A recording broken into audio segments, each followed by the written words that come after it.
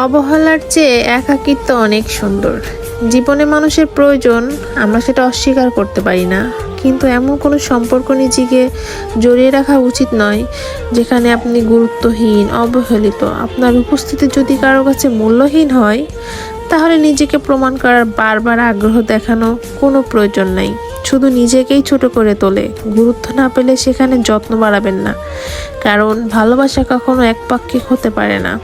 আপনার একাকিত্ব তখনই সুন্দর হবে যখন সেটা সম্মানের সাথে জড়িত। আসসালামু আলাইকুম, কেমন আছেন সবাই? আশা করছি যে যেখানে আছেন অনেক ভালো আছেন, কারণ বাংলাদেশে তো এখন প্রচণ্ড পরিমাণে শীত পড়তেছে। আলহামদুলিল্লাহ ভালো আছি আমিও। তো আজকে অনেক ভোরে উঠছি, প্রায় 6:30টার দিকে উঠে সকালটা দেখলাম, ঠান্ডা ঠান্ডা সকাল। তারপরে চলে আসছি জামাইয়ের জন্য নাস্তা বানাইতে। অনেক দিন পর জামাইয়ের জন্য নাস্তা বানাইতে আসছি। একমাত্র জামাইয়ের জন্য কি নাস্তা বানালাম সেটা তো শুনবেন আপনারা। আলু ভাজি বানিয়েছি, গরম গরম রুটি, আর তার জন্য চা বানিয়েছি। আমার জামাইয়ের দুধ চা ছাড়া চলেই না।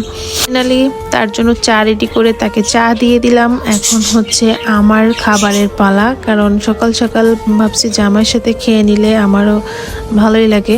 তো যাই হোক, এখন আমিও খেতে বসে পড়ছি। আমি শুধুমাত্র আলু ভাজি দিয়ে রুটি দিয়ে খেয়েছি, ডিম দিয়ে আমার তেমন একটা ভালো লাগে না, তবে মাঝে মাঝে খাই, ভালো লাগে। তো এদিকে খাওয়া দাওয়া শেষ করে জামাই চলে গেল। এখন ভাবতেছি আমি বসে বসে কি করব। আমি একটু ঘুমিয়ে নিই, কারণ এত ভোরবেলায় তো আর বসে থাকা যাবে না। তো সবাই ভালো থাকবো, সুস্থ থাকবো, আল্লাহ হাফেজ।